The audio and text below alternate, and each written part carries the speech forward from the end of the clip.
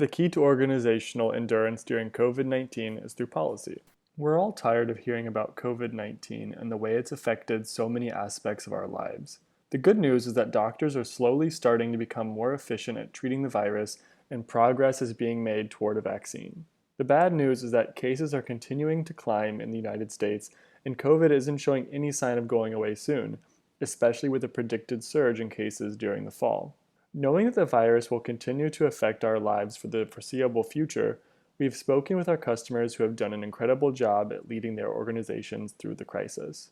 They were able to give me more advice than can fit in this post, but the majority of their insights can be grouped into one main category: the creation of innovative policies. But before we get into policies, there's one key step that everyone I spoke with has taken and continues to pursue. You have to decrease on-site staff. This was the first action mentioned in every conversation I had with our customers.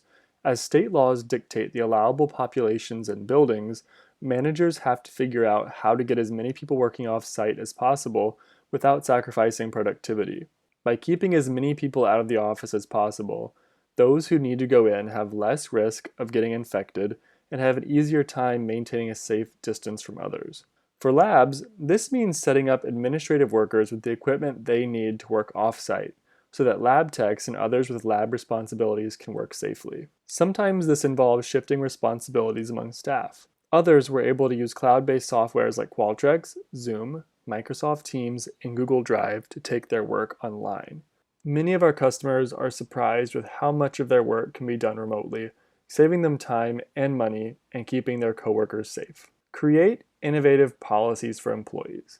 Employees are the greatest asset an organization has, and treating them well is how you keep loyal staff and their talents long term. So creating policies that protect your workforce is essential in ensuring business continuity during crises like COVID-19.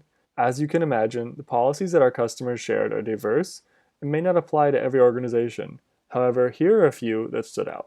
Be flexible with scheduling when possible. Some organizations, like labs, have a large part of the workforce who need to be physically in the lab in order to perform their duties.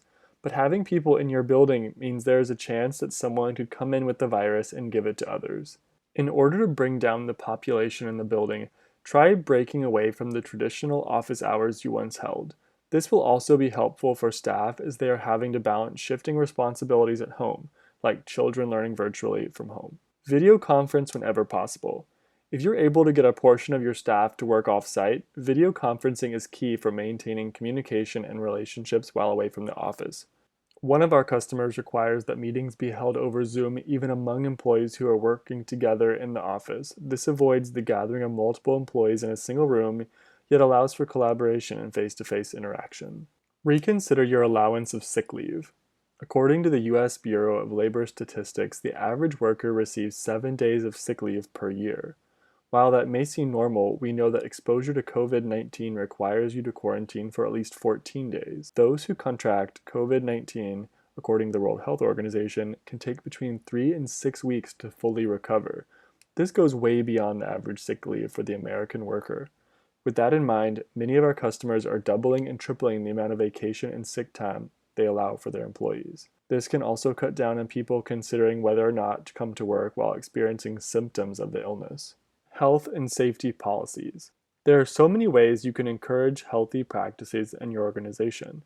One way is to post signs and reminders around the office about the importance of social distancing, washing hands, and staying home if you're feeling sick.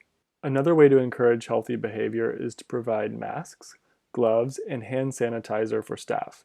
One organization I spoke with is even providing mobile plastic shields that employees can take with them around the office. As employees are expected to move around the office to access various stations, these mobile shields allow for protection from others who may get too close. They also were able to onboard and train employees properly while using these mobile shields. So how can Qualtrex help? Qualtrex is a cloud-based software designed to streamline accreditation management, document control, process automation, and testing and training. Adopting our software allows you to take control of your compliance, simplify document organization, automate workflows, and train employees efficiently and effectively. What's even better, Qualtrex opens up new possibilities of managing your organization remotely. For our customers, it's been a game changer in allowing staff to work from home without losing momentum or production. If you're not familiar with the Qualtrex system, let us take you on a tour and offer you a free trial. We may be the exact system you need right now to sustain momentum and ensure success.